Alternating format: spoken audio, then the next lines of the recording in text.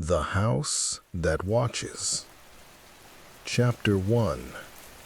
The House That Watches. The house did not greet you when you moved in. It did not groan in welcome or rattle the windows in protest. It simply sat, a tall, narrow silhouette at the end of a lane that no one walked after dark. The neighbors hadn't said much when you arrived. A glance from behind curtains, a nod that died before it reached a smile. You told yourself people in small towns kept to themselves. Still, you noticed how their eyes lingered on the house, not on you. By day, the place seemed almost ordinary. Dust layered every surface, cobwebs laced the corners, but sunlight softened its edges. The wood smelled old but warm, like a library left untouched. You could almost believe the house was just a house. Almost. It began the first night. You lay in your bed, an iron frame left behind by some previous tenant, and listened to the silence. But the silence was never still. The rafters clicked like knuckles flexing. The stairs groaned as though a foot had pressed it down. A door swayed somewhere far away, although you had locked them all. You told yourself it was nothing. Old houses shifted. Wood remembered every step it had ever carried. Still, unease coiled in your stomach as the sounds seemed to answer one another, call and reply, as though the house were speaking in a language made of creaks and sighs. At first, you tried to laugh it off. You even spoke aloud, your voice trembling but light. "Good night, house. Settle down now." The silence that followed was heavier than before. Nights stretched into weeks. The oddities settled into patterns. When you stepped down the hallway, there was always another step, just behind yours, slightly delayed. When you shut your bedroom door, you heard another close, faint and muffled, elsewhere in the dark. One night, you whispered goodnight again, half mocking, half afraid. To your shock, the silence broke, not with a groan of wood, but with something softer, a sound like breath. It was faint, shallow, close. You held your own breath and listened. The sound did not stop. Your pulse quickened. You told yourself it was the wind slipping through the window frame, a trick of your tired mind. But when you let your breath out, you heard another breath follow, half a second late, as though someone lay beside you, invisible, copying the rise and fall of your chest. You pulled the blanket higher, childish but desperate. You shut your eyes, pressed your hands together beneath your cheek, and tried to sleep. The false breathing behind yours matched every inhale, every exhale. And then, closer than your own thoughts, came a whisper. Dry, threadbare, but unmistakably human. Don't turn around. Your body froze. You felt the words graze your ear like a fingertip.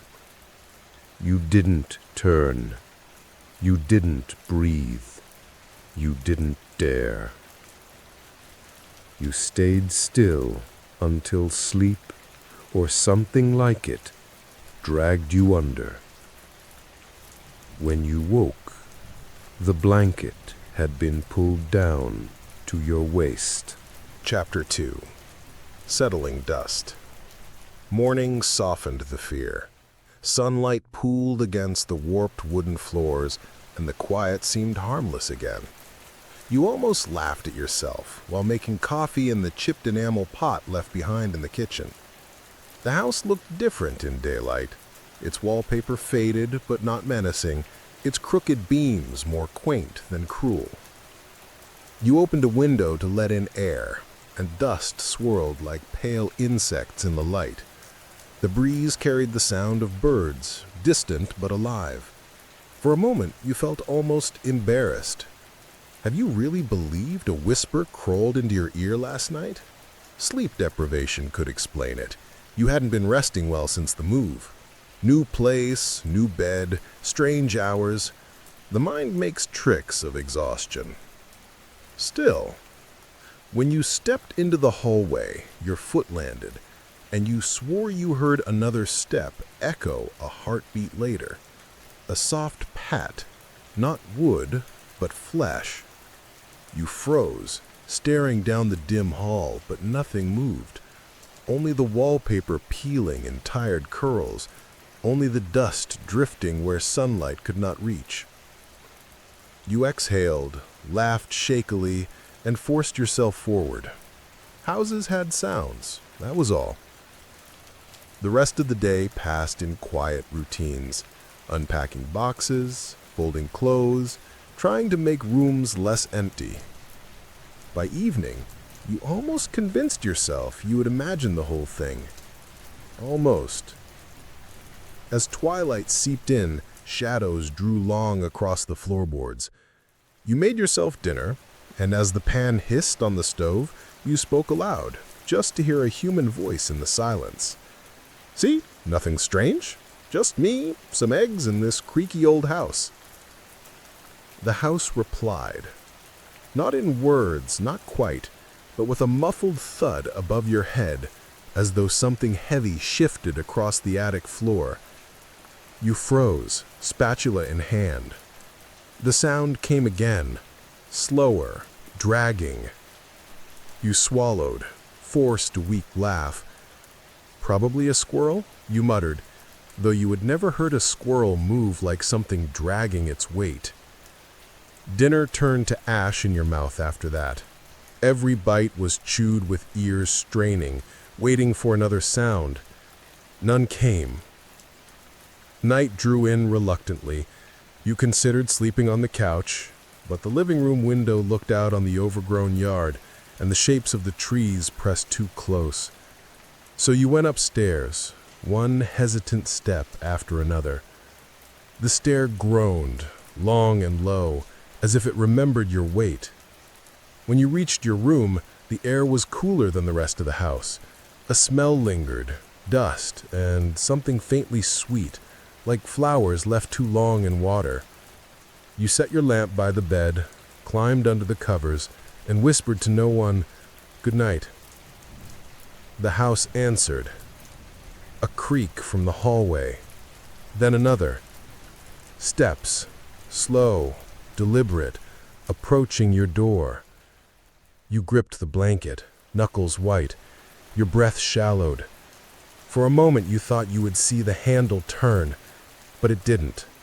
The footsteps stopped just outside. Minutes passed, or hours, you could not tell. Then it began again.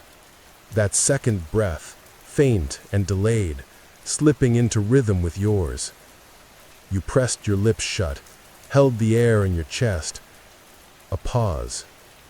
The false breath waited, and then it exhaled, without you. That was worse. You trembled, every muscle burning. The whisper came again, rasping through the dark. "Don't turn around." You nearly cried.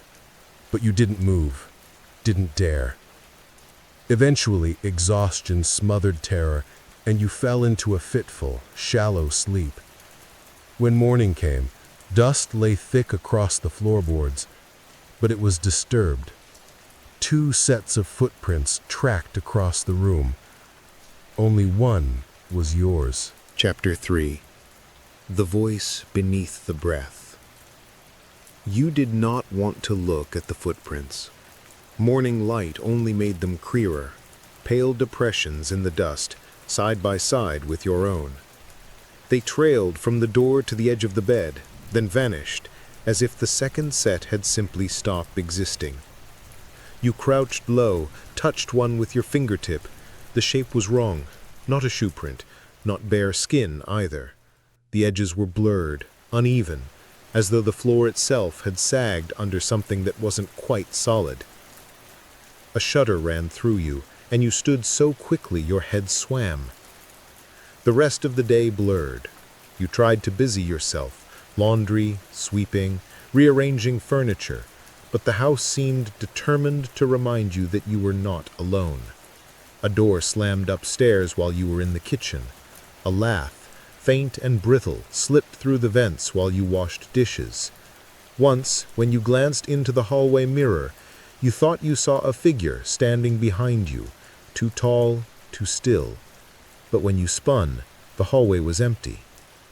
By late afternoon, you had given up pretending it was normal.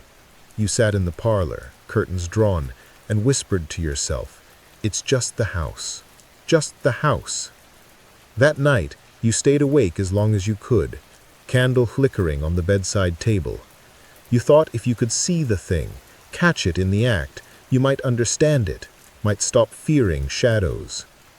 Hours passed. The candle burned low. Your eyelids dragged down, heavier and heavier. Sleep took you in fits, and with it came dreams. You dreamed of breathing, not your own, but hundreds layered together, whispering over each other like waves. You stood in the center of a dark, endless hall, and the breaths circled you, chasing one another, echoing your every inhale. Somewhere among them, one voice separated from the chorus, "Don't turn around." You tried to speak, but your throat felt full of dust. The voice continued, close to your ear, though the hall was empty. "You mustn't turn. That's the rule."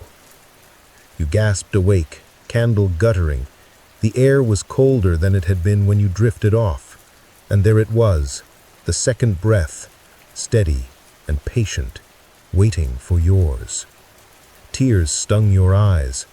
You whispered, voice cracking, "What do you want?" For the first time, it answered. A long pause, then in a voice like wood splintering, "To be seen." Your blood iced over. You clamped your eyes shut, refusing to turn. You remembered the rule, but the weight shifted at the edge of the bed, pressing into the mattress. The false breath leaned closer, hot and damp against your neck. "To be seen," it repeated. You whispered through clenched teeth, "I won't." The mattress groaned, weight sliding closer still. You braced yourself, fists tangled in the blanket. Then, silence.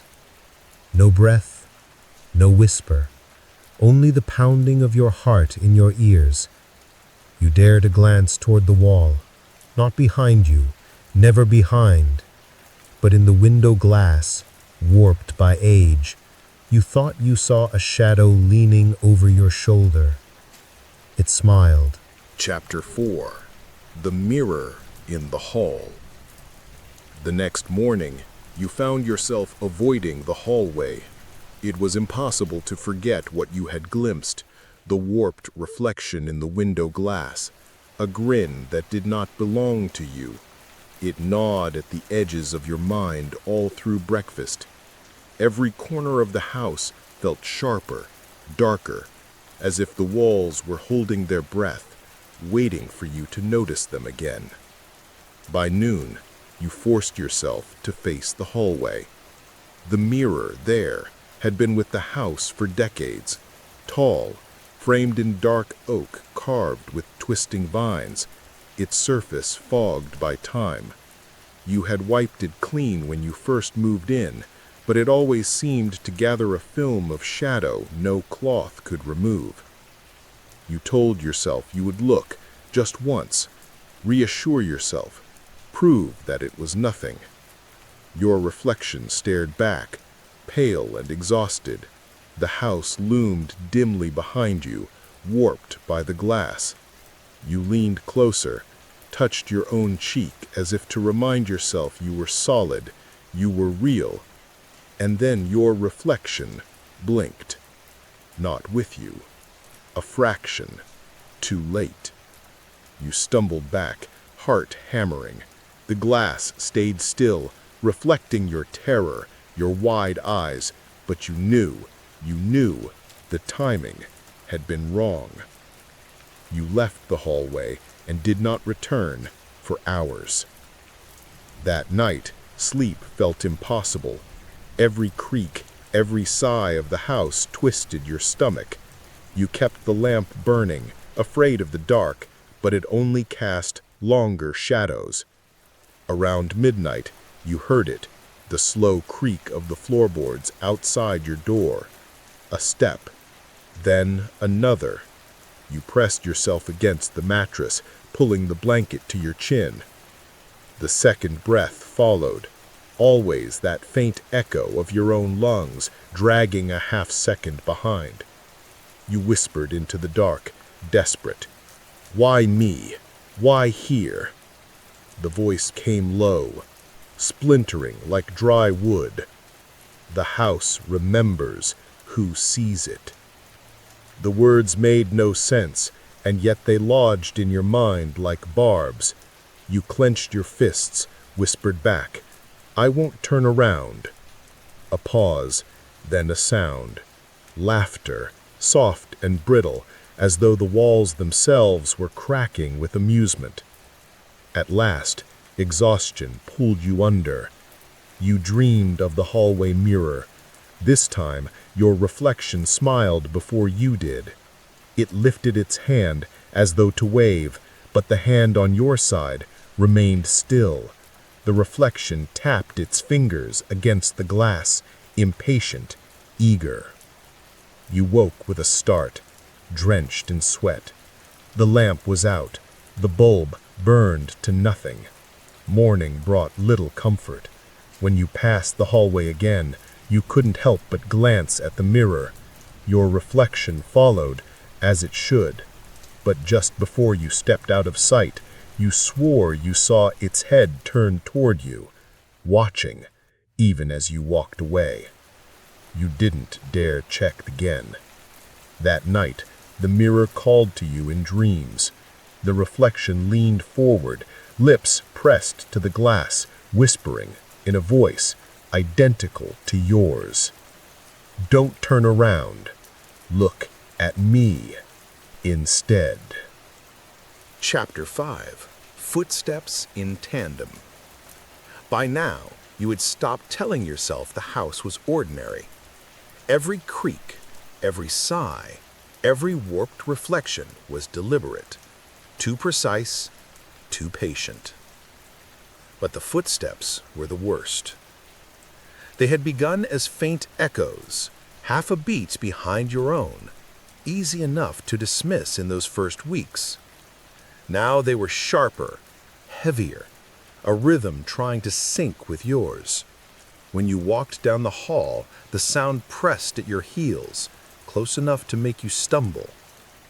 One evening, determined to prove you weren't losing your mind, you set a test. You walked the length of the upstairs hall, slowly at first. One step, pause.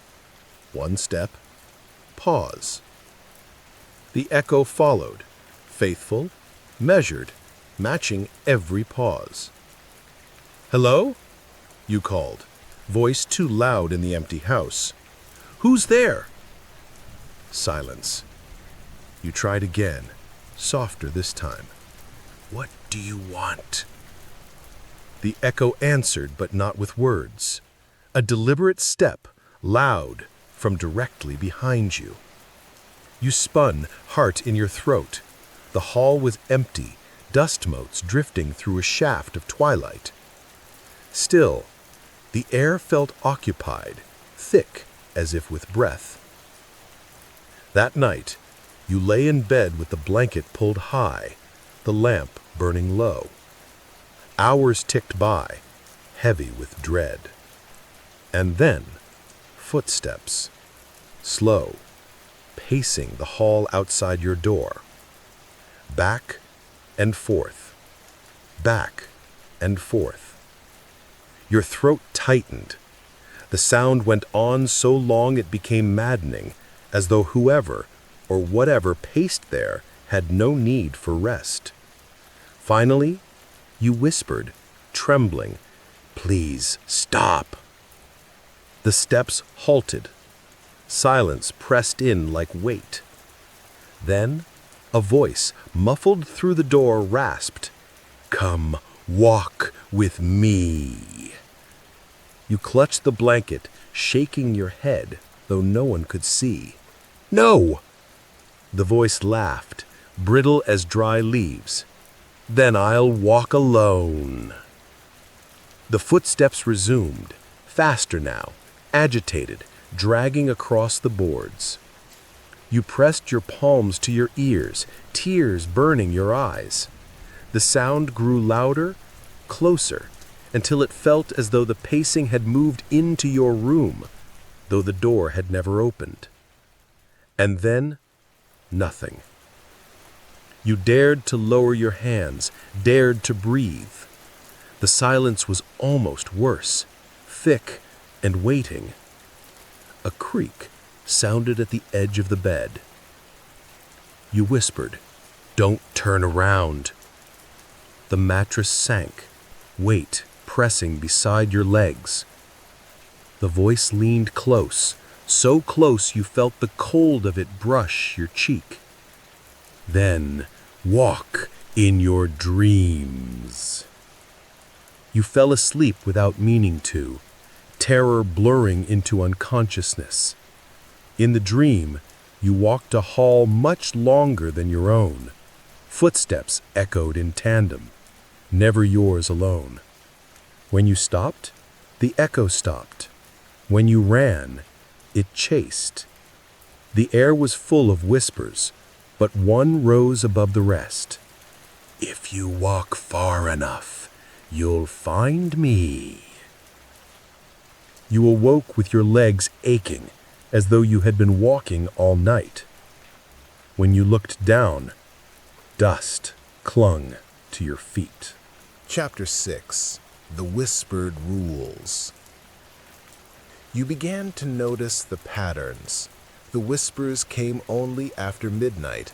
The footsteps never started until you had spoken aloud, even if it was only to yourself.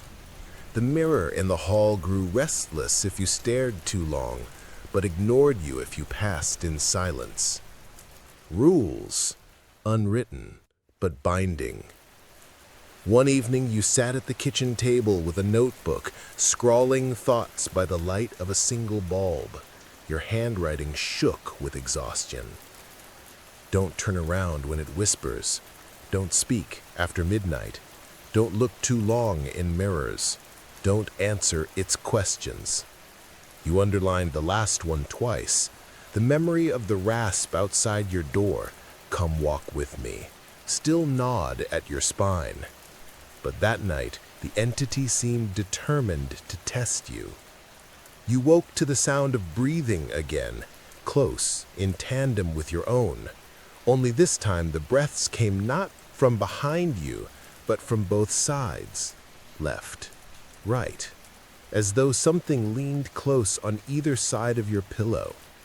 You clenched your eyes shut, your heart raced. Then came the whisper, doubled, one in each ear. "Do you want to know the rules?" You shook your head, fists tight around the blanket. You didn't answer. The whispers pressed closer, insistent, overlapping. "You already follow them. You already know. You cannot leave unless you keep them. You cannot stay unless you break them. Tears burned your eyes. You whispered, barely audible, "Why me?" The voices fell silent.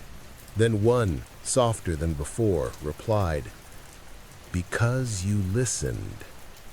You wanted to scream, but fear pinned you down. Instead, you whispered, "What happens if I break them?" The weight at the edge of the bed shifted. Something leaned closer. So near you felt the absence of heat, a void colder than breath. "Then you'll see me," it rasped. Silence stretched. Then slowly the voices began reciting rules you had not written. Never cover the mirror. Never sleep with the lamp burning. Never close the attic door once it opens. Your mind reeled. You wanted to cover your ears, but your arms refused to move. Never leave food uneaten. Never answer the one who knocks. Never look at the bed while you lie in it. Your throat closed with panic. You wanted to tell yourself it was a dream, but the chill soaking into your bones was too real. Finally, the voices fell silent, and the second breath returned. Steady, patient, always half a second late. At last, exhaustion won. You slept, restless and thin. When morning came, you sat again at the table with your notebook.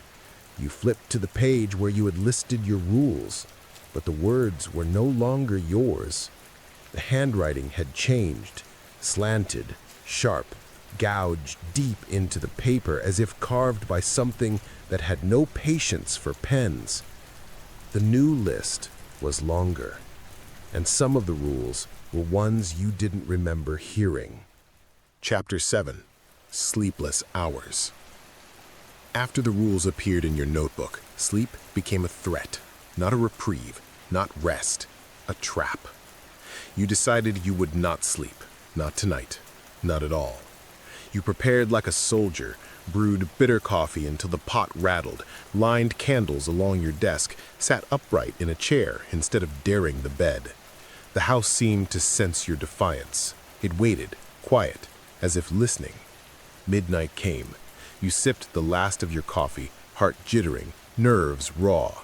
No whispers yet, no steps, just silence, heavy and suffocating. By 2 a.m., the silence grew louder.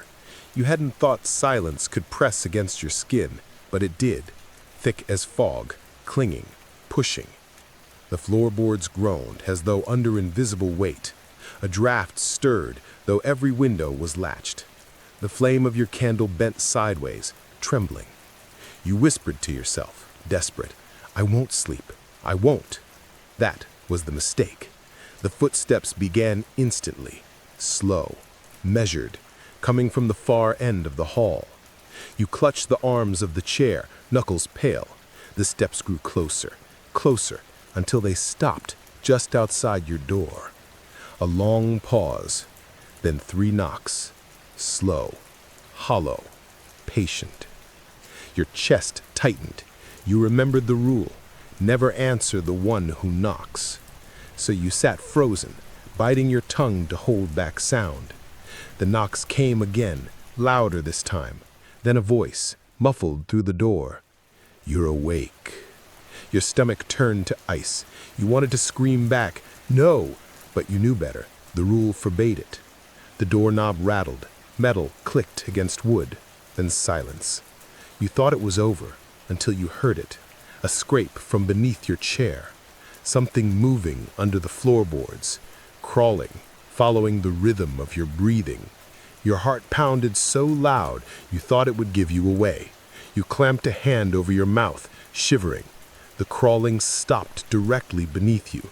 Then the voice came again, not from the hall this time, but from under your feet. "You can't stay awake forever." The candle guttered, smoke curling into the room. Darkness swelled. You lasted until dawn, somehow. Your body trembled with exhaustion, eyes raw and burning. The morning light crept through the curtains, pale and weak, but enough to scatter the presence pressing close all night. You staggered to the table, collapsed in the chair, and stared at your notebook. A new line had been scratched into the list of rules. Never stay awake past 3. Chapter 8. Faces in the Wood Grain. The house began speaking in new ways. It was subtle at first, a knot in the wood that looked vaguely like a twisted smile, a streak in the floorboard that might have been a shadow or a mouth. You convinced yourself it was imagination, tired eyes playing tricks. Until the night you were brushing your teeth and glanced at the bathroom doorframe. A face stared back at you. Not your own reflection, not even human. Eyes like hollow pits, crooked grins stretched across a wooden jaw. You froze, toothbrush dangling, heart slamming. When you blinked, it was gone. Only the grain of the door remained. You didn't sleep that night. You moved slowly through the house, running fingertips along the walls, tracing the grain in search of familiar patterns. But every plank had its own face, every beam its own sneer. You whispered to yourself, trying to hold on to reason. It's the house, it's the wood, it's just knots and shadows. But the house didn't listen. The second breath followed you from room to room, always just behind, always late. By midnight, you were in the parlor, hands pressed against the warped floorboards. You tried to convince yourself to sit, to rest, but the grain beneath your fingers writhed, subtly, impossibly. Faces emerged in relief, mouths opening and closing without sound, eyes narrowing, following your every movement. You flinched, recoiling. "Stop!" you shouted into the empty room. The house answered, not with wood, not with sound, but with a shift in the air. The faces moved closer, crowded along the walls, peeking from the beams overhead. You felt watched from every angle, the eyes turning toward your chest, your hands, your very thoughts. A whisper curled along the baseboards. "Look closer." You shook your head. "No, never." The whisper pressed harder. "You must see. You must learn." You turned your head slightly and glimpsed one of the faces emerging fully from the grain, lips parting as if to speak. Your stomach lurched. You fell backward, hitting the floor. The candle toppled, guttering out. Darkness swallowed the room. Then a new sound, the footsteps, not from the hall, but within the walls themselves, slow, deliberate, echoing from everywhere. A breath pressed against your neck. You stiffened, eyes shut tight. "Why do you hide?" the voice rasped. You swallowed, choking back terror. I don't want to see you." The weight shifted, brushing the small of your back, cold as marble, impossible as air. The whisper came again, patient, intimate. "You will. One day you will look, and then you will belong." Morning found you collapsed on the floor with notebook in hand. The wooden faces had vanished in the sunlight, or maybe they had never been gone. You didn't care to test. But the notebook, once again, bore a new rule. Never touch the walls after midnight. You didn't sleep that day either. Chapter 9. The Visitor at Midnight. By now, the nights had become battles. Sleep was a surrender. Darkness was a trap. Every shadow, every creak, every whisper was a challenge, a test, a reminder that the house had learned your patterns, and you could not outrun it. That night, you decided to confront it, or at least prepare for its arrival. You lined the walls of your room with candles, their flames trembling like tiny sentinels. You positioned your notebook in front of you, pen ready. You spoke aloud the rules over and over, as if repetition could ward off what waited. Midnight arrived. At first, there was silence. The second breath did not come. You dared a small smile. Perhaps the house was allowing reprieve. Then, a sound unlike any other. Slow footsteps, not echoing yours this time. Heavy, measured, approaching from the hallway. Your chest tightened. The doorknob rattled. Then the faintest scratch of something against the floor, deliberate, crawling closer. You whispered, voice shaking, "I'm awake. I'm ready." A shadow detached itself from the corner. Not fully solid, not fully absent, formed from darkness and air, shifting as though trying to define itself. Two glowing points, like coals, floated where eyes might be. Limbs were suggested, not real, and yet you knew it could touch you, follow you, copy you. "You're brave or foolish, time will tell," the voice whispered, rasping through the room. You swallowed. What are you?" The visitor tilted its head. The glowing points blinked like hesitant stars. "I am the watcher, the keeper, the one who follows when you breathe, who waits when you close your eyes. I am what the house remembers." You took a cautious step back. Your foot hit the edge of a candle, sending it clattering to the floor. Flames sputtered, smoke rose. The entity did not flinch. "You can't leave, and you cannot stay unless you obey." Your hands shook. Obey what? What do you want?" The form drifted closer, limbs stretching in impossible angles. "Only to be seen, only to teach. The rules are mine, the house is mine, and soon you will belong here with me." You pressed yourself against the far wall. "I won't belong, I won't."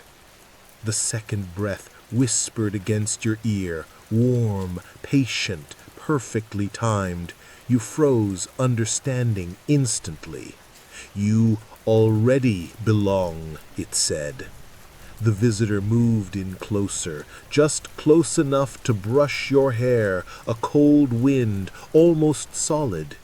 You could see in fragments a pale face behind the shifting darkness, features only half formed, like a mask in decay.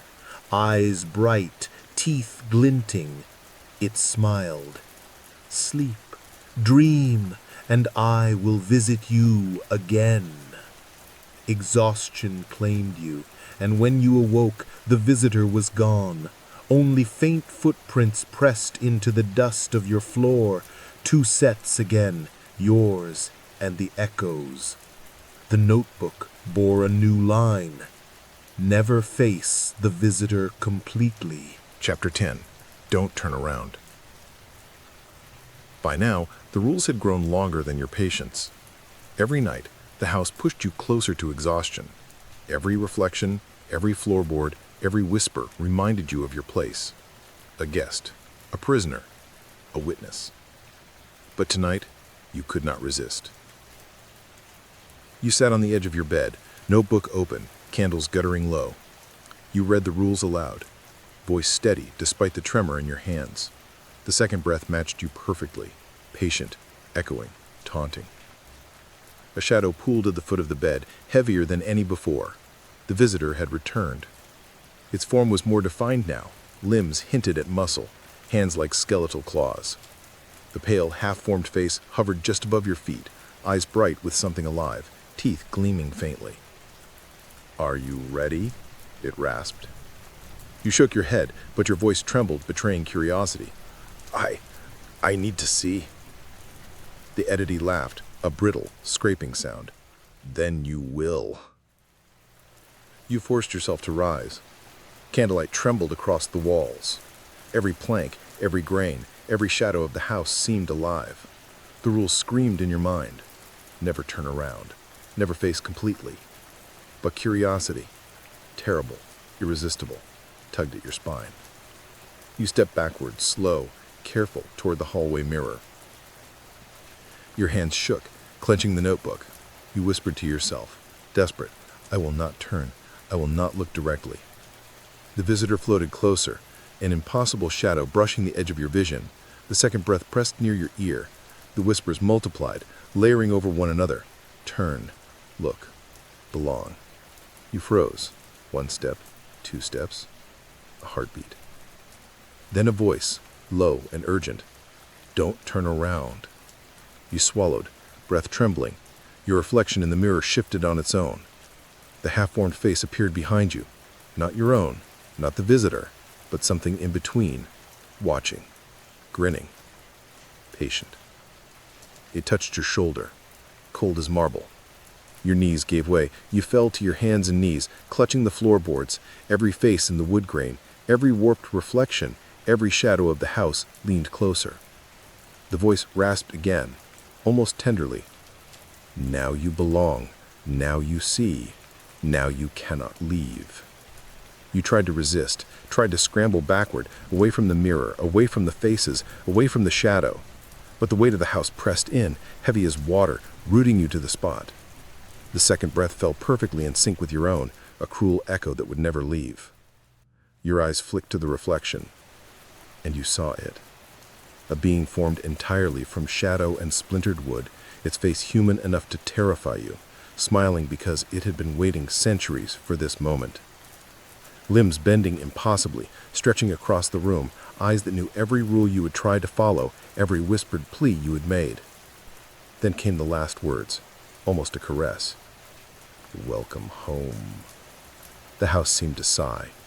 The floorboards creaked beneath every imagined weight. Dust swirled in a halo of cold light. And you understood. You'd belonged all along. You'd just never looked. When dawn broke, the bed was empty. Footprints marked the floor, 2 sets trailing toward the hallway mirror. But the mirror was blank. The faces in the wood grain were gone. The house waited. And somewhere, just beneath the ceiling, a slow, steady breath matched the rhythm of the morning wind.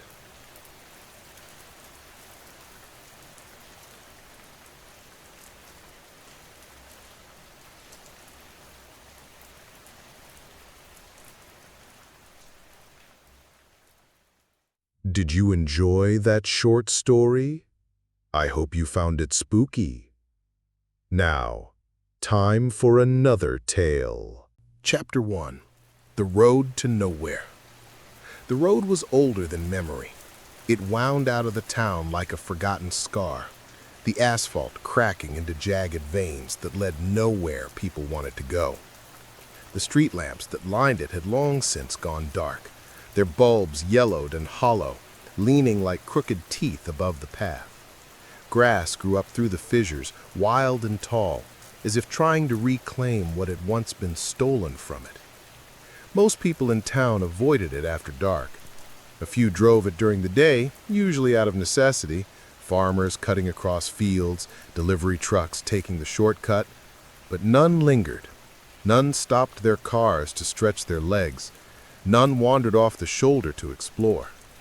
Because there was something at the end of that road, and the locals swore it didn't like being disturbed. On a late autumn evening, as the sun bled away in slow orange streaks, a lone traveler found himself on that road. His name was David Carter, though he hadn't heard anyone call him David in years. To his friends, he was Carter, and to most strangers, he was just another man passing through. He wasn't superstitious. He didn't grow up with the whispered warnings of the town. To him, the road was simply a quicker way to reach the motel a few miles further along. The first mile felt ordinary enough, just cracked pavement and the quiet crunch of tires. But as twilight deepened, the air changed. The trees pressed closer together, their branches arching overhead, until the road seemed swallowed by a tunnel of black. Carter turned down his radio. He wasn't sure why. The silence felt thick, expectant. That was when he saw it. The house. It stood just beyond the tree line, perched on a small rise of ground, as though the earth itself had lifted it to be noticed. 2 stories tall, with a pitched roof and windows that reflected the last of the sun's fire. From a distance it looked well kept. No holes in the roof, no broken shutters. Yet there was something uncanny about its perfection, as though it were only pretending to be abandoned. Carter slowed the car without meaning to. His hands had acted before his mind caught up. He stared at the house, drawn in by its stillness. The road curved away, urging him to keep going, but his headlights illuminated the gravel path leading up to the front steps. Something inside him, a small whisper of curiosity, or perhaps loneliness, murmured that he could stop, just for a moment, stretch his legs, see what was inside. After all, it wasn't every day you found a house like this, untouched by time. As he idled at the roadside, he noticed something else. The house's front door was ajar, only slightly, a crack wide enough to catch the dying light. Strange, he muttered to himself. He cut the engine.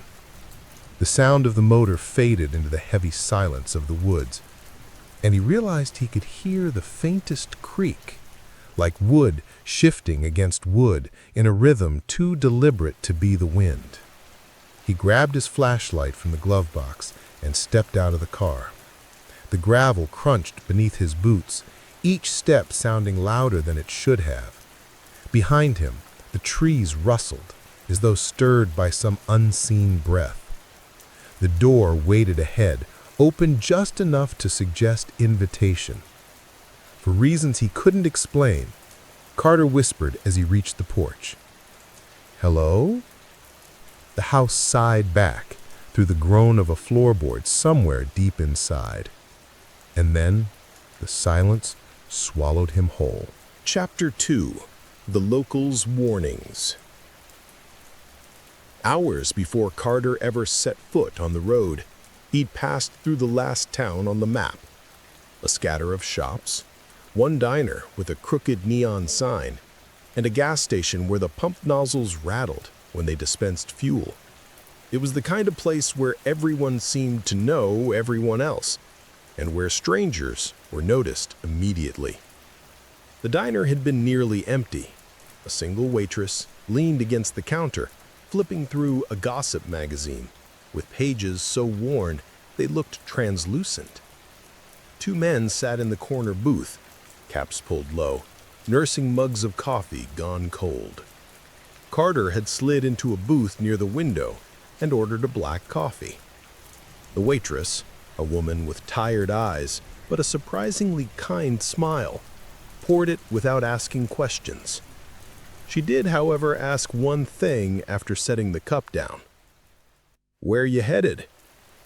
Carter shrugged. "Just passing through. Got a motel reservation a few miles up." The waitress's smile faded a little. "Which way?" "West," he said. "Taking that old back road. Shorter." The 2 men in the corner stopped talking. They didn't look up, not exactly, but Carter felt their attention shift toward him. The waitress hesitated, her hand still on the coffee pot. "I wouldn't," she said softly. "Wouldn't what?" "Wouldn't take that road. Not after dark." Her voice was steady, but there was a weight to it. Like she wasn't offering advice, she was delivering a warning. One of the men in the corner cleared his throat. He was older, with a weathered face that looked like it had been carved from bark. "You're talking about the Miller place," he said, finally looking over. His eyes were pale, cloudy with age. Ain't nothing good waiting down there. Carter gave a half smile, the kind people wear when they don't want to be rude, but also don't believe a word. Ha! Haunted house story? Neither man laughed. The other, younger by maybe a decade, leaned forward. It ain't haunted. Not like you mean. It's worse. Carter sipped his coffee, pretending not to feel the prickling along his arms. Worse how? The men exchanged a glance. It was the waitress who finally answered. People go missing out there. Always have. Kids who dare each other to spend a night. Drifters like you. Even a couple locals. They never come back. Or if they do... She trailed off, biting her lip. The older man finished for her. They ain't right after. Like the house keeps a piece of 'em. Carter chuckled, but it sounded hollow in his throat. Every town's got its ghost stories. Maybe so, the waitress said, her tired eyes meeting his. But not every story watches you back. The silence that followed was thick enough to choke on. Carter left a few bills on the table, drained the last of his coffee, and told himself it was just small-town superstition. People liked their legends. They needed something to whisper about on long nights.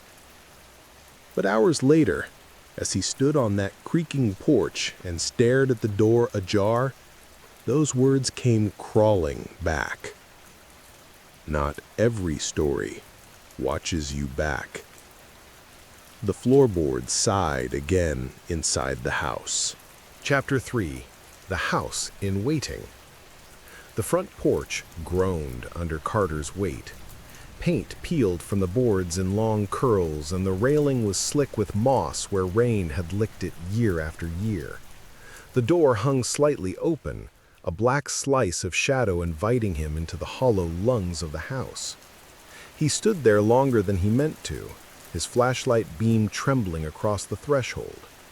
He could almost turn back, almost walk down the path, get into his car, and keep driving to the safety of some motel where the only sounds were ice machines and muted televisions. Almost. But the silence of the place, it was magnetic. The kind that didn't just fill the air, but pressed against the skin. And beneath it all was that steady creak, like something rocking, like a rhythm waiting for him to match. Carter pushed the door open.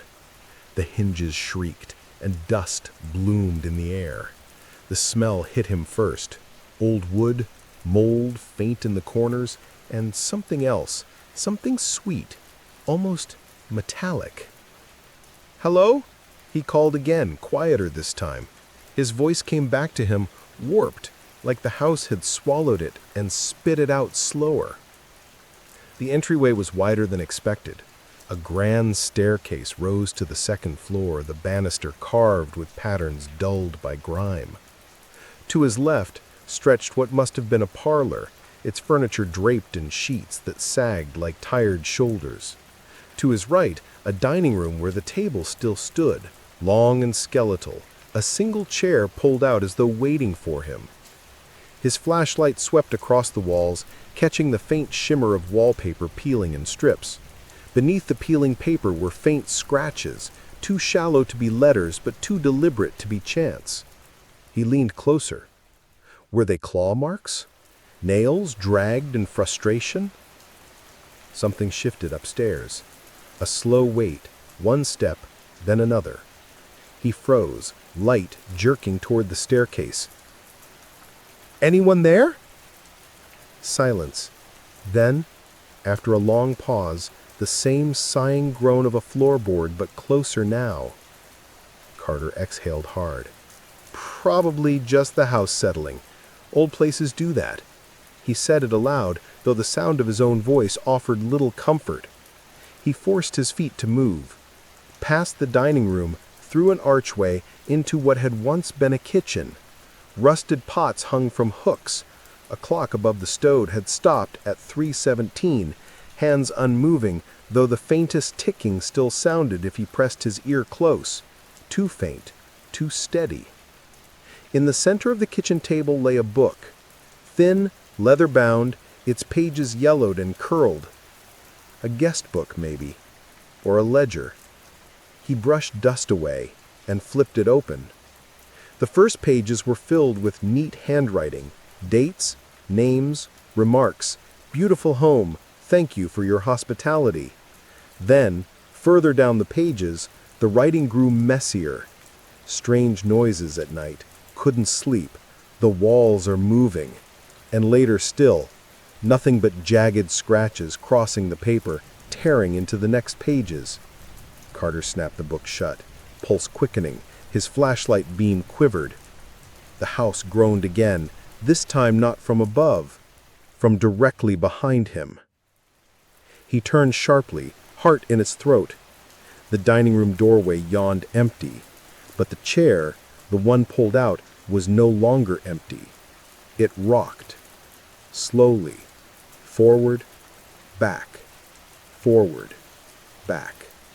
No one sat in it, yet it rocked as though someone had just arisen to greet him. Carter's throat went dry. He whispered before he could stop himself. "Hello?" The rocking chair stopped, dead still, and the silence rushed back, heavy and waiting. Chapter 4. The Hall of Dust. Carter didn't move at first. His muscles locked, every nerve straining toward the chair that now sat perfectly still. He realized his own breath had synced with its rhythm. Inhale, exhale, forward, back. Now that it had stopped, he had to force air into his lungs. His instincts screamed at him to leave. Get back in the car, speed down the cracked road, and never look back. But the thought tangled with another. The diner, the pale-eyed old man, the waitress's tired warning. Not every story watches you back. If he left now, would the story follow? Carter tightened his grip on the flashlight and forced his legs to move. He stepped into the dining room again, closer to the table. Dust coated everything, soft as ash. He brushed his fingers across the wood, leaving behind streaks like scars. The chair remained motionless. Its carved legs were worn smooth, the seat cracked but sturdy. He touched the back of the chair, just a quick brush with his fingertips, and immediately pulled away. The wood was warm. He backed toward the archway that led deeper into the house. The beam of his flashlight revealed a long hallway stretching beyond the kitchen, narrow and choked with cobwebs. Doors lined either side, each one slightly ajar. The floor was carpeted in a thick layer of dust, except for a single path where the dust had been disturbed as though someone had walked through not long ago. "Anyone here?" Carter asked again, louder this time. His voice cracked against the walls and came back to him in whispers. He opened the first door on the left, a sitting room. Faded couches slumped beneath sheets, the outlines of forgotten photographs hanging crooked on the walls. He dared to lift one corner of the sheet. Beneath it, a cushion torn open, stuffing spilling like pale entrails. The next room was a study. A desk hunched beneath the window, its drawers pulled halfway out. Papers lay scattered across the floor, most too stained and brittle to read. One, however, caught his eye. A child's drawing, wax crayon scrawled in uneven lines. A house, tall and square, with windows blackened in. Beside it stood stick figures, too tall, too small, a family. And above the house, a crooked red sun. Something about the way the windows were filled in, scribbled so furiously that the paper had nearly torn, made his stomach twist. He folded the drawing and slipped it into his jacket pocket before he could think why. The hallway stretched on. Dust motes swirled in his flashlight's beam, disturbed by his passing. The silence felt heavier now, pressing down on him with every step, until even his heartbeat seemed too loud. At the far end of the hall, he found another door. Unlike the others, this one was closed tight. The knob was tarnished brass, cold against his palm. He turned it slowly, expecting resistance, but it opened smoothly into darkness. He swept the flashlight inside. A bedroom. The bed frame sagged, the mattress rotted through. Curtains hung limp, eaten by moths. On the bedside table sat another object, a mirror in a small wooden frame, its glass cracked down the center. As he lifted the mirror, the crack caught the light and split his reflection into two faces, overlapping. One was his own, the other wasn't. It was close, almost him, but wrong. The eyes too dark, the mouth curved into something that wanted to be a smile, but wasn't. Carter's stomach lurched. He dropped the mirror back on the table, and the sound rang through the house like a gunshot. From upstairs came the answer. Creak, creak, creak, creak. The rocking chair had started again, and it was faster this time. Chapter 5. The Rocking Chair. The creaking would not stop. Steady, deliberate, like a lullaby meant for no one. Carter stood frozen in the dust-choked bedroom, staring at the cracked mirror that had nearly shown him another face. His breath clouded faintly in the beam of the flashlight, though the air wasn't cold. The house was awake now. The sound above him picked up its rhythm, rocking forward and back. He tried to tell himself it was the wind. Maybe the draft pushed the chair. Maybe some trick of settling wood made the noise seem deliberate. But the explanation felt hollow in his head. Carter forced his boots to move. Out of the room, back into the hallway, every step stirring the dust that coated the carpet like frost. He paused at the bottom of the staircase, looking up. The light barely reached the landing, leaving the upper floor in a syrupy darkness that seemed thicker than it should have been. "All right," he whispered to himself, though his throat was dry. Just wood, just a house." The stairs moaned beneath him as he climbed. Each board groaned in protest, not like wood straining, but like a voice letting out long, tired sighs. He kept the flashlight trained ahead, though he had the sickening sense that if he glanced back, he'd see something waiting at the bottom. Halfway up, the rocking stopped. The silence crashed down again, sudden and suffocating. Carter froze, heart thundering, sweat prickled along his neck.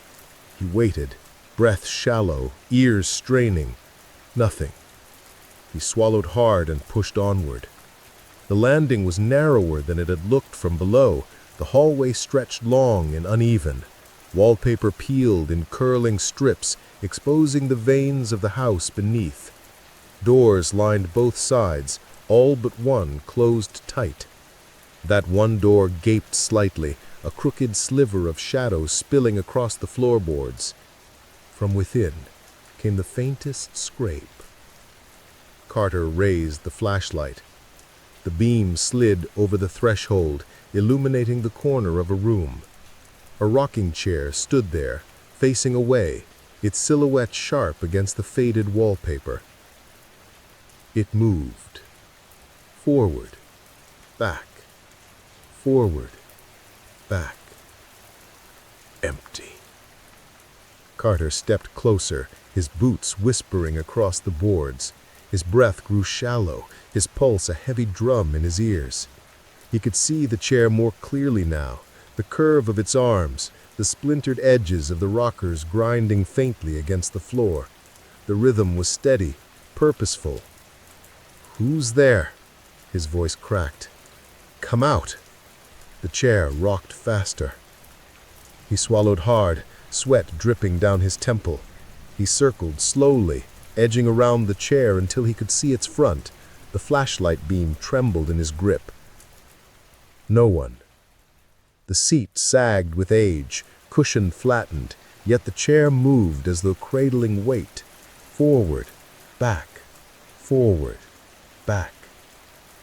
Carter reached out a hand, just to stop it, just to prove something real was moving it.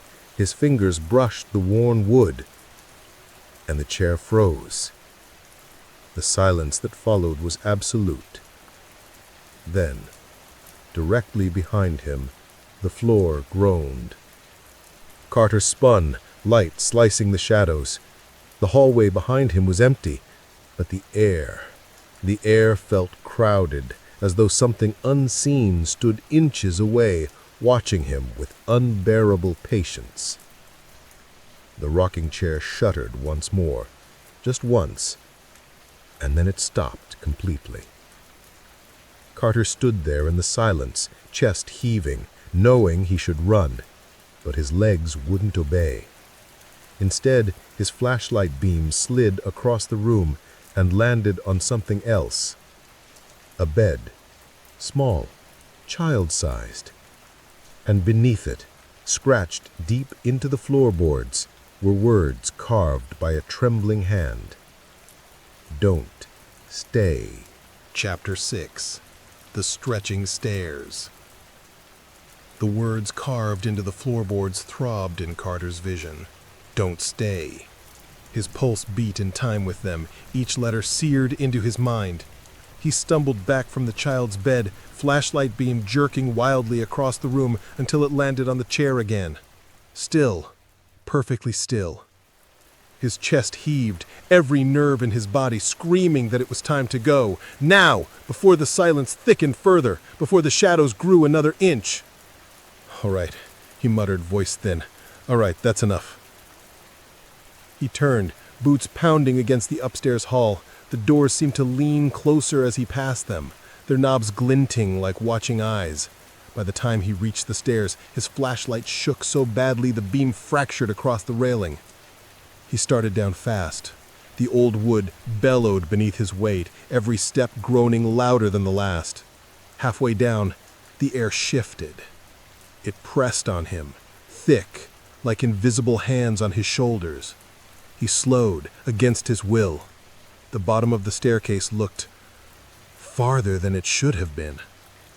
Carter blinked hard. The first floor stretched away, warped, the rug at the base unfurling into a length that hadn't been there before. He gripped the banister, breathing fast. "No," he whispered. "No, that's not..." He descended another step. The bottom receded again, like the house was dragging the finish line farther and farther from reach. Shadows pooled at the edges of the walls, stretching long and crooked. Panic surged. He bolted, stumbling down 2 steps at a time, heartbeat roaring. The door waited. He could see it, faint light still spilling from the world outside, salvation just beyond. He reached the final step and lunged forward, and the rug beneath his boots buckled like water. He crashed down, palms scraping wood, flashlight clattering across the floor. Its beam spun drunkenly across the entryway, illuminating walls that seemed closer than before. The front door, had it been that far away when he first entered? No. No, Carter hissed, scrambling to his feet. No! No! He staggered toward the door. His fingers reached for the knob, brushed the cold brass. And then, the house exhaled. A deep, low groan vibrated through the boards, through the walls, through Carter's bones. He froze, hand on the knob. For one wild moment, he thought he felt the metal pulse beneath his grip, like the door itself had a heartbeat. And then, behind him, the sound of footsteps. Slow, deliberate, coming down the stairs he had just fled. He spun, chest hammering, flashlight beam jerking up the staircase. The landing above was empty, shadows sagging heavy against peeling wallpaper. But the steps kept coming, invisible weight pressing down one by one. Carter's throat locked. He yanked at the knob, twisted, shoved. The door did not move. He shoved harder, shoulder braced, but the wood held tight, wood shuddering as though resisting him. The footsteps reached the final step. Carter slammed the flashlight beam toward the sound. The stair was empty, but the next board, the one directly in front of the door, groaned under weight he couldn't see. Something was there, close. He staggered back, heart ricocheting. The door behind him rattled once, as if mocking his attempts. And then, silence. The pressure in the air lifted, faintly, just enough for Carter to breathe. He staggered, gasping, sweat dripping down his back. He couldn't tell if the house had let him go, or if it was merely waiting, stretching the game out like a cat with a cornered mouse. His flashlight flickered, dimming, then steadied. Its beam fell on the guest book that was still lying open on the kitchen table. Pages fluttered in a breathless draft. The last line was scrawled in frantic ink, almost illegible, but Carter squinted and read it aloud. "The house does not trap you. It waits until you stay." And the silence that followed was deeper than before. And from upstairs, the rocking chair started again. Chapter 7. The Guest Book. The guest book lay open like a wound. Its pages fluttered in the unseen draft, the paper yellowed and curled at the edges as if it had been breathing for decades. Carter's flashlight trembled as he approached, the beam sliding over the spidery lines of handwriting. He hesitated, then pulled out a chair. The wood shrieked against the floor and the sound made his teeth ache. He sat anyway, as though some part of him wanted to meet the house on its terms. The first entries were polite, ordinary. Dated from decades past, the neat script described summer visits, evenings by a fire, mornings filled with sunlight. Beautiful home. Thank you for your kindness. Names he didn't recognize signed each note, their ink faded but still legible. Then the handwriting changed. Midway through, the entries grew hurried, lines bent, words smudged, sentences unfinished. Strange noises last night. Thought it was the wind. Doors won't stay shut. They open again when I turn away.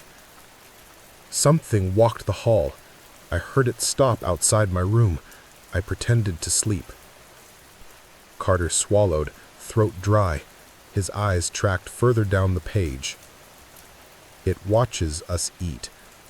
I don't know how, but it does. Don't look in the mirrors. The last 3 pages were smeared with scratches, as though someone had dragged their pen across again and again until the tip broke. But in between the lines of ruined ink, Carter caught fragments. Won't let us leave. Stairs keep changing. It rocks when I close my eyes. He turned the page, palms damp. More entries, some dated years apart, others only days. A handful of names returned more than once, as if their owners had come back despite themselves. And then, near the back of the book, the handwriting sharpened. Large, desperate letters gouged into the paper. I think it likes me. It doesn't want me to go. I hear it in the walls. It's learning my voice. The next page was torn out entirely. Only the ragged edge of paper remained, stiffened and blackened as though burned. Carter sat rigid, fingers gripping the brittle edges of the book. His breath came shallow, each inhale stirring the dust that floated lazily in the beam of his flashlight. For a moment, he considered adding his own line, something small. Stopped here, noticed the chair, leaving now. A mark to prove he had been here and survived. But when he reached for the pen resting in the spine, his hand froze. The pen was warm, as if someone had just put it down. Carter dropped it instantly, the clatter loud as a gunshot. He staggered back, chair toppling behind him, heart hammering. The silence that followed was too heavy, like the house holding its breath. Then came the scratching. Not on paper, on wood. The sound crawled from the walls around him, nails dragging, rising, and falling in rhythm. It circled him, moving through the paneling, the floorboards, the ceiling, a chorus of clawing, as though the house itself was trying to write its own words into its bones. Carter snatched the guest book from the table and shoved it into his jacket, though he couldn't explain why. Proof, maybe, or a tether, something that might remind him this was real. The scratching ceased as suddenly as it had begun. The silence rolled back in. And in the distance, faint but clear, came a whisper that wasn't his. Don't stay. Chapter 9. The Locked Room.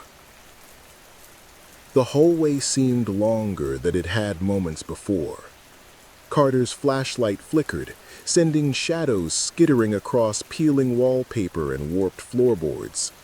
Each step made the dust rise like smoke, and the whispers followed him, brushing against the back of his neck, murmuring his name in voices that were almost, but not quite, human. At the far end of the hall, a door stood out. Unlike the others, it was tightly closed, smooth and unbroken, its brass doorknob darkened with age. It seemed newer than the rest of the house, or perhaps simply untouched. But something about it made the air thrum differently. It radiated a weight, pressing on his chest like a hand demanding attention. Carter stopped. He hesitated. His hand hovered over the knob, skin prickling. The whispers seemed to hush, as though the house itself was holding its breath. "Hello?" he called softly. No answer. Only the faintest groan from upstairs, the rocking chair moving in slow, deliberate rhythm. He grasped the knob and turned. Nothing. The door didn't budge. He tried again, shaking it, pulling with all his strength. Solid, immovable. A shiver ran down his spine. The house sighed around him, the creak of floorboards, the subtle shift of the walls, the air thick with the scent of old wood and something sweet, metallic. Carter stepped back. He ran a hand along the doorframe. Something scratched against his fingers. Not the paint, not the wood. It was finer, deliberate.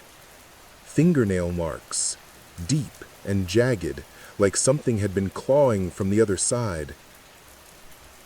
"Who's there?" he whispered. His own voice sounded small, swallowed by the hallway. The door rattled, faintly, just once, as if replying. A shiver ran through him. He looked around. The walls themselves seemed to bend slightly, subtle curves he hadn't noticed before. The hallway stretched a fraction longer, narrowing as if the house was pushing him closer to the locked door. Carter tried to peer beneath it. The gap between the floor and the doorframe was narrow, but he thought he saw a faint movement, a shadow flitting just out of reach, impossible to identify. Then the whispers returned, louder, overlapping in a crescendo. "Stay. Don't leave. Come closer." He stumbled back. The rocking chair upstairs groaned in response, almost as if it were mimicking the rhythm of the whispers. Desperate, he tried the door one last time, slamming his shoulder against it. The house shivered, responding to his force. The doorknob rattled. The scratches deepened, as if whatever was inside the room had shifted, pressing closer to the surface. Carter stepped back, breath ragged, heart hammering. He realized something terrifying. The house didn't need to open the door to hold him. It had him. Every step, every sound, every thought, it knew. It could reach him without the door moving at all. The rocking chair stopped abruptly upstairs. Silence swallowed the hallway, pressing down on him, thick and patient. Then, faintly, from behind the door, came the sound of something sliding against the floor. Not wood, not metal. Something softer, slow, deliberate. Carter's hands shook as he gripped the guest book in his jacket pocket. He couldn't leave it. Not now. Not with the house watching, whispering, breathing around him. A voice, faint and wet, hissed from the keyhole.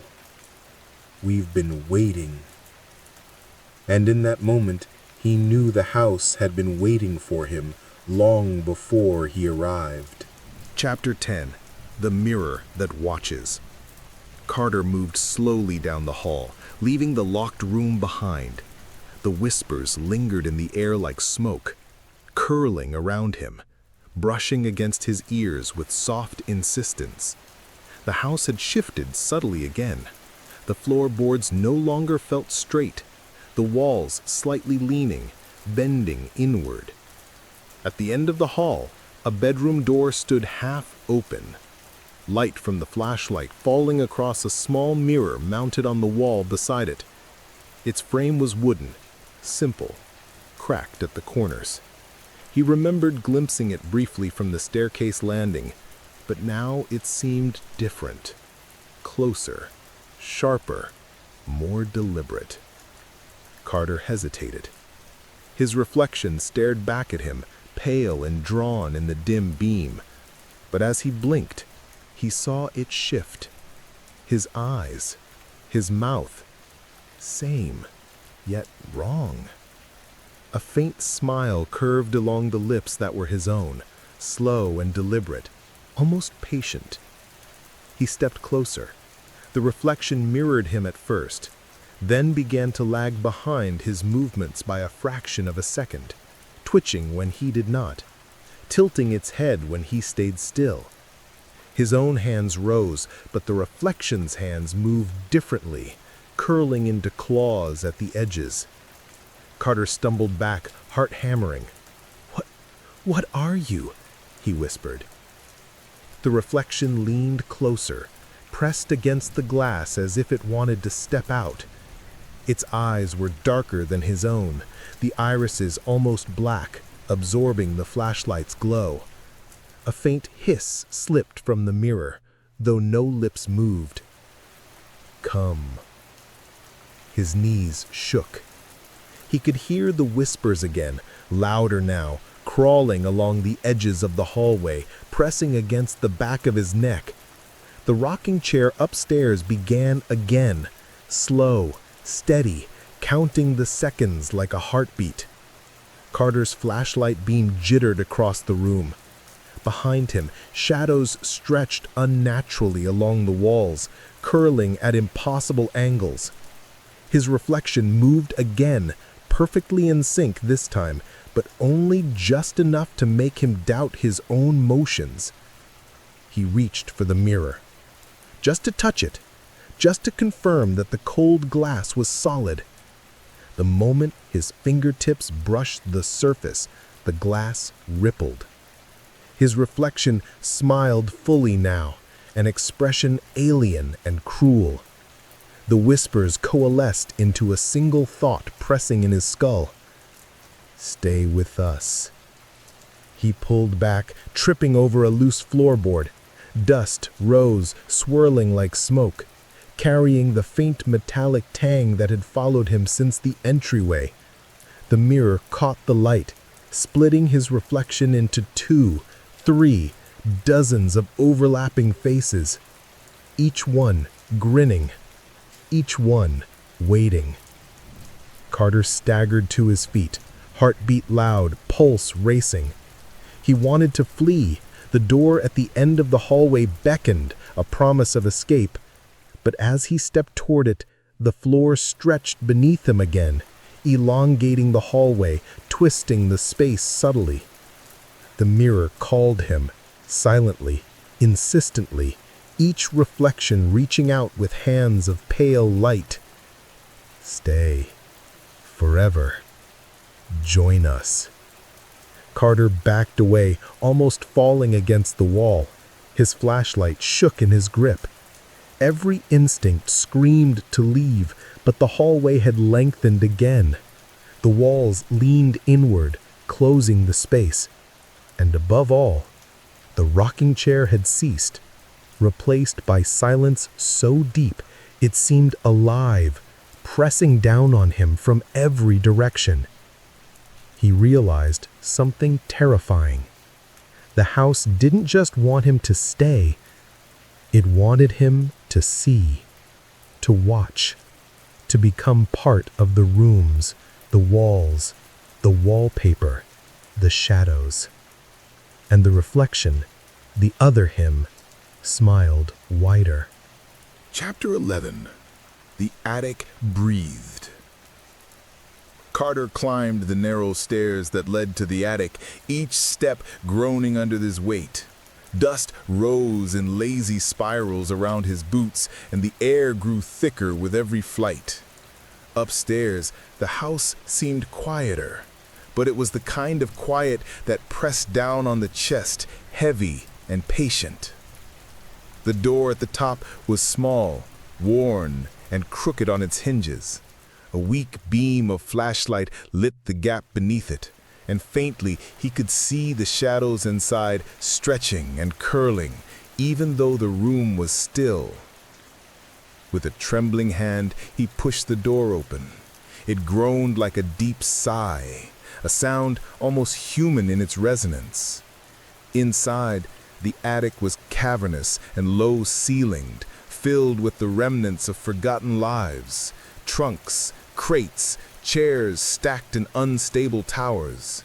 Dust motes floated in the beam, suspended as if time had stopped. Carter stepped inside. The air smelled stronger here, sweet and metallic, tinged with old wood and something sharper, like the scent of old blood. His flashlight beam swept the room, catching the jagged edges of floorboards, the frayed ropes of a hanging lamp, the warped panels of the walls. Then he noticed it. The floor beneath his feet moved. Not under his weight, but as if the house were breathing. The boards rose subtly, then fell slow and deliberate. The walls seemed to pulse, leaning closer and then receding, as though inhaling and exhaling around him. He swallowed hard. The rocking chair's rhythm from downstairs had been replaced by a low, almost imperceptible thrum, the heartbeat of the house itself. Each pulse reverberated through the attic floor and into his bones. Something shifted in the shadows. A trunk lid slowly creaked, tilting upward on its own. Dust swirled, lifting like smoke as if stirred by unseen fingers. Carter raised his flashlight, swinging it toward the movement. The trunk was empty, yet he felt eyes on him, dozens of unseen gazes. Welcome. The whisper was faint at first, then multiplied. The attic walls themselves seemed to murmur, voices pressing in from the corners, from the floorboards, from behind the stacked crates. They spoke in unison and in whispers, the voices of all who had come before. Carter stumbled backward, heart hammering. He tried to retreat towards the stairs, but the attic stretched subtly. What had seemed only a few steps now felt like dozens. Every turn of the head revealed another shadowy figure, crouched in corners or behind stacks of forgotten furniture. They didn't move directly at him, but they watched. His flashlight flickered, dimming as the attic seemed to close in. From above, the ceiling beams groaned and the walls whispered together. The house was alive in a way he hadn't understood before. Not just watching, not just waiting. It breathed, pulsed, and remembered. Carter's gaze fell on a small round mirror propped against a crate. Unlike the one downstairs, this mirror reflected nothing but the attic itself, except for a single figure standing behind him. Pale, too tall, the eyes dark, patient. When he turned, the space was empty. The whispers coalesced, a tide of sound pressing into his skull. Join us. Stay. Forever. The attic floor pulsed once more beneath him, strong and deliberate. The house inhaled around him, walls bending subtly toward his body. Carter realized with terror that he could not run. Not yet, while the house wanted him to see, to understand, to become part of its memory. And somewhere, in the deepest corner of the attic, he felt the slow creak of another rocking chair moving of its own accord, steady, deliberate, waiting for him to finally sit. The house had been alive long before him, and it would be alive long after. Chapter 12. The Whispering Rooms. Carter's leg shook as he descended from the attic, careful to place each foot on the warped stairs. The house seemed to hum beneath him, the floorboards vibrating faintly, carrying a pulse that matched his racing heartbeat. Each step carried him deeper into the waiting folds of the house, where shadows clung thickly and dust swirled like smoke in the narrow beams of his flashlight. The hallway stretched endlessly before him, longer than he remembered. Doors lined both sides, each one slightly ajar, faint whispers curling out from the dark. They spoke not in words, but in thoughts, memories that weren't his, feelings he didn't recognize. The house was teaching him its language. Come, stay, see. Carter stopped before the first door on the left. The whispers were louder here, insistent, almost pleading. His flashlight revealed a small parlor, its furniture shrouded in yellowed sheets. When he lifted one corner of the couch cover, the cushions beneath were indented, like someone had been sitting there recently. A soft voice, impossibly close, whispered in his ear, "Sit with us." He jerked back. The sound came from nowhere. The air itself seemed to carry it, curling around his mind, pressing against his thoughts. Panic rose in his chest, yet a small, dangerous part of him wanted to obey. The next room, a dining room, held a long table. Dusty silverware lay scattered across it, but the chairs had moved. Each one tilted slightly inward, as though facing him. The whispers here were louder, overlapping, urgent. See the walls. Remember. Join us. Carter swallowed hard. The walls seemed to pulse in rhythm with the voices, their peeling wallpaper twisting into shapes that resembled faces. He blinked, and they shifted again. Children, adults, all pale, silent, staring. From down the hall came the creak of the rocking chair, slow, deliberate, like a heartbeat keeping time with the wall's whispers. He realized the rooms themselves were alive, each carrying the echoes of those who had come before. Each step he took was noted, recorded in the house's memory. He turned another corner and the hallway twisted. Rooms he hadn't seen before appeared. A study, its desk covered in papers scrawled with names. A bedroom with the faint smell of something sweet and metallic. Another room with a mirror reflecting not him, but a shadowy figure standing behind him, gone when he turned. The whispers pressed more insistently now, threading into his thoughts, shaping them. Stay. Forever. Don't leave. Carter shook his head, trying to clear the intrusion, but the house was patient. The longer he stayed, the more it fed on his attention, bending his perception of distance, of space, of reality. The doors closed slightly as he passed, narrowing the hall, elongating the shadows. The house was learning him, cataloging every fear, every hesitation. At the far end of the hallway, a door stood partially open. Through it he glimpsed darkness deeper than any shadow he had yet seen. The whisper swelled in a final urgent chorus. Come, sit, stay, see, remember. Carter's legs trembled. His flashlight flickered, the shadows dancing wildly across the walls, echoing the movement of the chair upstairs. Every instinct screamed to leave, to run from the house that was alive, breathing, waiting, watching. But another part of him, small and curious, urged him forward. The house was patient, and it always got what it wanted. Chapter 13. The Hall of Faces. Carter stepped through the door at the end of the hallway and froze.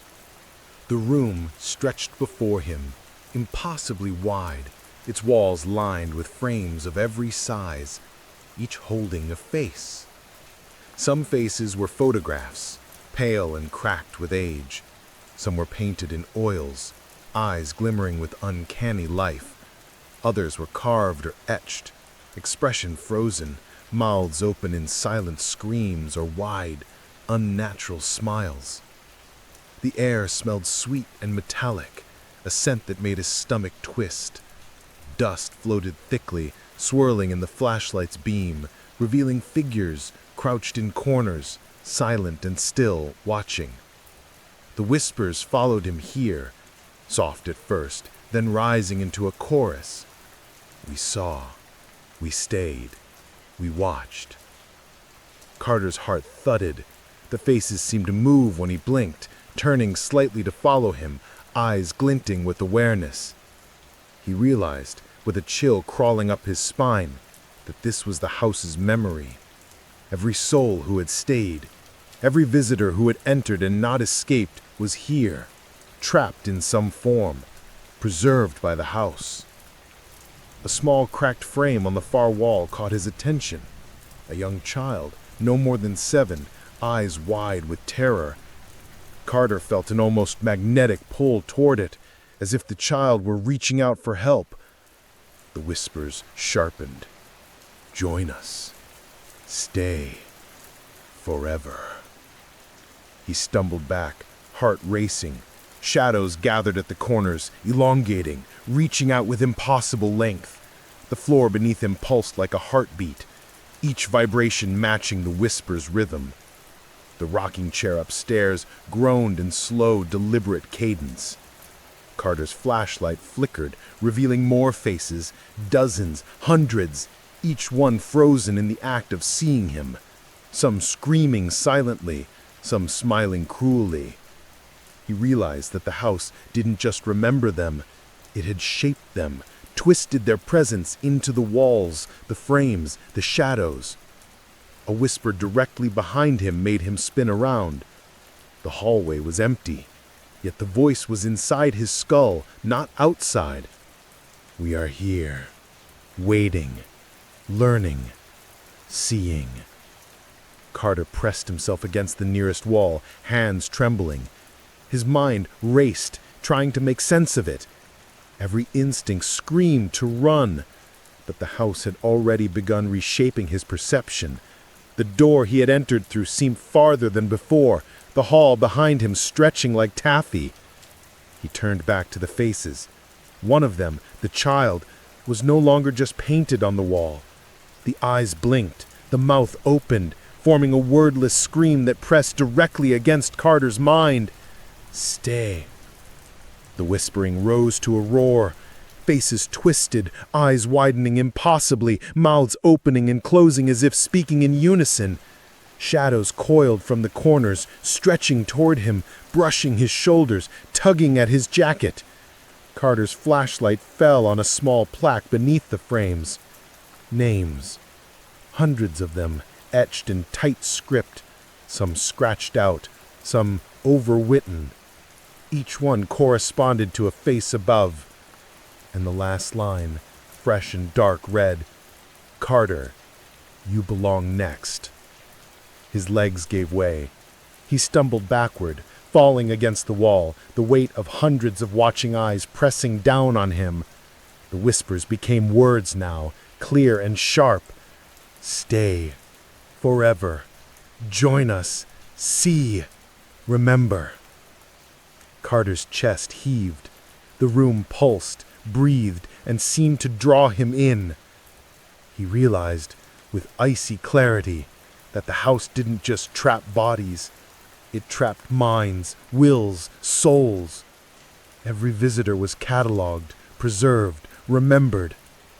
And now it had chosen him. Above, the rocking chair creaked once, then stopped. Silence filled the room, heavy and patient. He knew it was waiting for him to make a choice. Stay or lose himself to the house entirely. Chapter 14. The Echoing Footsteps. Carter stumbled back from the Hall of Faces, his mind reeling. The walls seemed to pulse, the shadows coiling as if the house were alive, breathing, stretching. He felt the weight of the hundreds of eyes on him pressing into his chest. Every instinct screamed to run, but the hallway ahead had lengthened again. The staircase he had climbed earlier now seemed farther than memory allowed. And then he heard it. Footsteps. Not his own, not upstairs, but behind him, soft, deliberate, echoing through the house with unnatural precision. Each step measured, in rhythm with his own heartbeat, yet impossibly separate. He spun, flashlight beam slicing the air, but the hallway behind him stretched empty. The footsteps grew louder, circling. They weren't above, below, or beside him. They were everywhere at once, resonating through the walls, the floor, even the air. Carter's stomach dropped. The house didn't just watch him, it followed him. It moved for him, around him, reshaping itself to keep him inside. He ran, stumbling over warped boards, flashlight flickering, shadows crawling along the walls, lengthening unnaturally. Doors appeared where none had been, disappearing where they should have been. The hallways twisted subtly, elongating with every desperate step. The stairs he tried to descend seemed to rise into infinity, curving impossibly toward the attic once more. "Stay!" The whisper curled through his mind, overlapping with the echoing footsteps. Carter's breathing became ragged, every exhale loud against the walls. He swung the flashlight wildly, catching glimpses of shadows moving independently of the light. Figures crouched in corners, peeking from behind doors, faces pressed into the peeling wallpaper. All of them, watching, waiting. He reached the dining room, heart hammering. Chairs that had been lined neatly were now scattered, tilting inward as if leaning toward him. The table stretched impossibly long, groaning under some invisible weight. And then the footsteps converged, sounding directly behind him, each echo reverberating inside his skull. He whirled, nothing, just walls, empty space. But the floor beneath his feet shifted. Boards rippled like water. The door to the entryway, his only hope of escape, receded, moving farther into the shadows. Forever! He tried to call out, scream, plead. Nothing escaped his throat. Only the echoes answered him. They weren't his own footsteps anymore. They were the footsteps of everyone who had come before him. Each step, a memory trapped, walking endlessly in a rhythm the house controlled. He stumbled back, flashlight beam swinging, catching glimpses of a rocking chair in the hallway, moving slowly, deliberately, in time with the invisible march of echoes. Dust swirled in the beam like smoke, curling around him, forming faces that whispered his name. Carter realized the terrifying truth. The house could reach him wherever he went. It could manipulate space, distance, walls, and floors. Every escape attempt, every turn, every step was catalogued. Every fear he felt became part of the house itself. The footsteps grew louder, converging, circling. Carter's legs gave way. He fell to the floor, forehead pressed to warped boards, breath shallow, mind reeling. The whispering rose to a chorus, pressing into his skull from every direction. Join us! Stay! Forever! Above him, the rocking chair ceased, silence falling suddenly, thick and heavy. Carter knew, with a cold certainty, that the house wasn't done. It had been waiting. It would wait until he finally became part of it. Chapter 15. The Window That Never Led Outside. Carter scrambled toward the nearest window, desperation fueling his legs. The hall of faces and the echoing footsteps still haunted him, each step heavier, each shadow curling closer. He threw open the window, expecting night air, a chance to leap and run into freedom. But the pain didn't reveal the world outside. Instead, the landscape beyond shimmered, warped. Trees stretched impossibly tall, their branches curling into spirals like black smoke. The moon hovered too close, pale and enormous, casting light that twisted across the warped ground. When he tried to climb through, his hand slipped against the sill, and the view shifted, a subtle movement that made him feel dizzy and nauseated. He backed away. Another window, same result. Every frame showed night, twisted, unnatural, unwelcoming. Nothing familiar. No road, no town, no stars.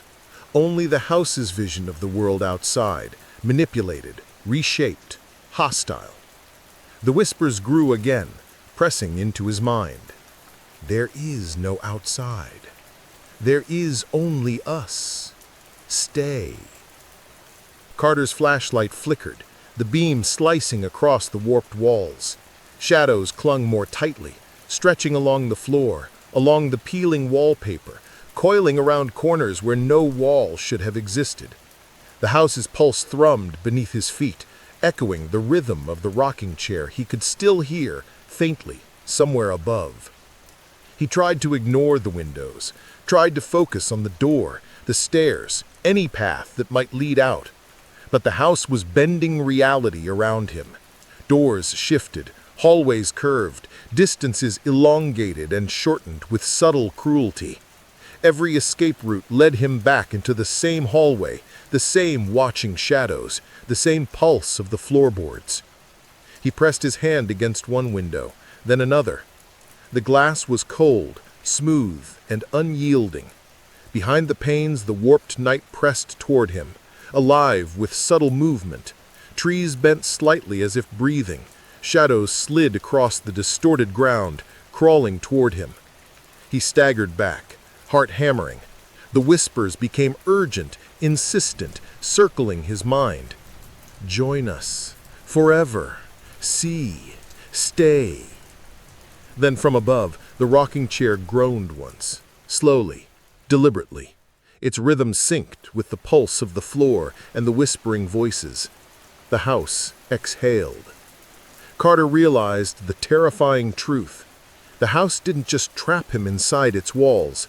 It trapped him inside its perception. Every window, every door, every hallway could be twisted. Every attempt to escape was already anticipated, already reshaped to feed the house. He sank to the floor, flashlight shaking in his hands, dust swirling in the beam like smoke. The shadows along the walls leaned closer, the faces and frames flickering, stretching, whispering. We have always been waiting, and now you are part of us. The night outside the windows remained still, warped, eternal. Carter knew, with chilling clarity, that the house had never intended to let him leave. The world beyond was only a reflection of its own will, and he was trapped inside the living memory of the house. Above him, the rocking chair stopped. Silence pressed down. The house waited, patient, eternal.